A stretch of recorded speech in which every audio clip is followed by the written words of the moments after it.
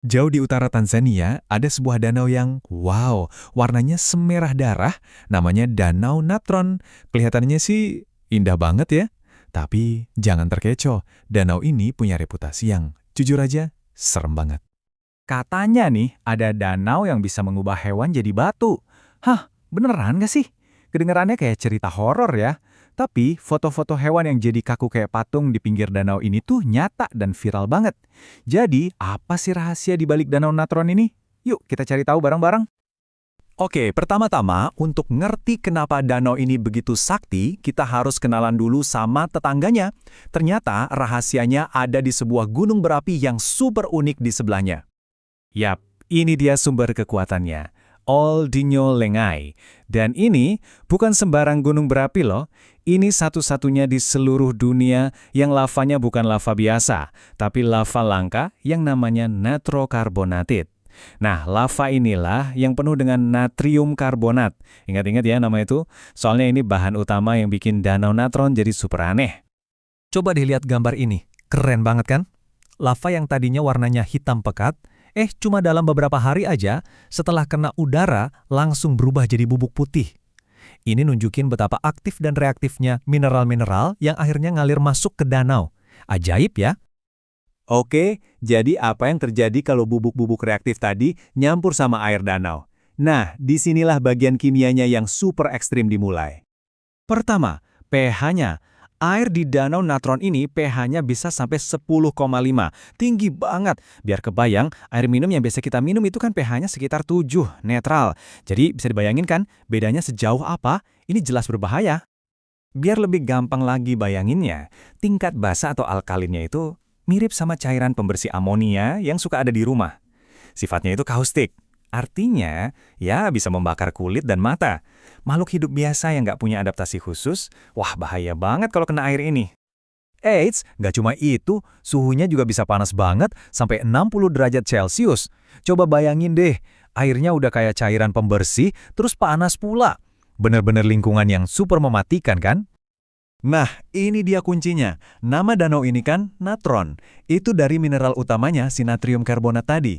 Yang paling seru, ternyata senyawa ini persis sama dengan yang dipakai orang Mesir kuno buat bikin mumi. Fungsinya buat mengeringkan jenazah dan mencegah pembusukan. Kayaknya kita mulai nemu petunjuk soal hewan yang jadi batu itu ya. Ngomong-ngomong, selain buat mumi, ada yang tahu nggak natron ini dipakai buat apa lagi di zaman dulu? Coba deh tulis di kolom komentar kalau kamu tahu. Oke, sekarang kita sampai di bagian paling seru, misteri hewan yang katanya jadi batu. Jadi, beneran nggak sih hewan-hewan di sana itu berubah jadi patung? Yuk kita bedah mitos dan faktanya. Jadi mitosnya kan bilang kalau ada hewan nyentuh airnya, langsung kling, jadi batu seketika. Kenyataannya nggak gitu kok, nggak ada sihir atau kutukan apapun di sini. Semuanya murni proses kimia yang meskipun luar biasa, tapi sangat masuk akal. Gini ceritanya, pertama ada hewan, misalnya burung atau kelelawar, yang mati terus jatuh ke danau. Nah yang kedua, air danau yang super kaya natron itu langsung menyedot semua cairan dari tubuh si hewan. Proses pengeringan super cepat ini bikin bangkainya jadi nggak busuk. Hasilnya, bangkainya jadi kering, kaku, keras, dan dilapisi garam. Jadi kelihatannya emang kayak patung batu. Makanya proses ini lebih tepat disebut mumifikasi alami, bukan jadi batu beneran. Dan ada satu fakta penting lagi nih. Kamu pasti pernah lihat kan foto-foto hewan membatu yang ikonik itu? Ternyata itu adalah hasil karya seorang fotografer bernama Nick Brandt. Jadi dia nemuin bangkai-bangkai yang udah jadi mumi alami itu di pinggir danau, terus dia tata ulang posenya seolah-olah mereka lagi hidup. Jadi foto-foto itu sebenarnya adalah karya seni yang disetting, bukan ditemukan dalam kondisi seperti itu. Oke, kita udah bahas sisi seramnya, tapi sekarang mari kita lihat sisi lainnya. Karena di balik reputasinya yang mematikan, Danau Natron ini ternyata adalah surga buat spesies tertentu. Aneh kan, tempat yang mematikan ini ternyata juga jadi pelindung kehidupan. Kondisi ekstrim yang nggak ramah buat hewan lain, malah jadi benteng pertahanan alami buat flamingo. Emang sih, cuma sedikit banget makhluk yang bisa hidup di sini. Ada mikroorganisme super tangguh yang bikin airnya jadi warna merah, terus ada beberapa jenis ikan tilapia khusus, dan yang paling utama, jutaan flamingo. Terus kok bisa flamingo malah suka di sini?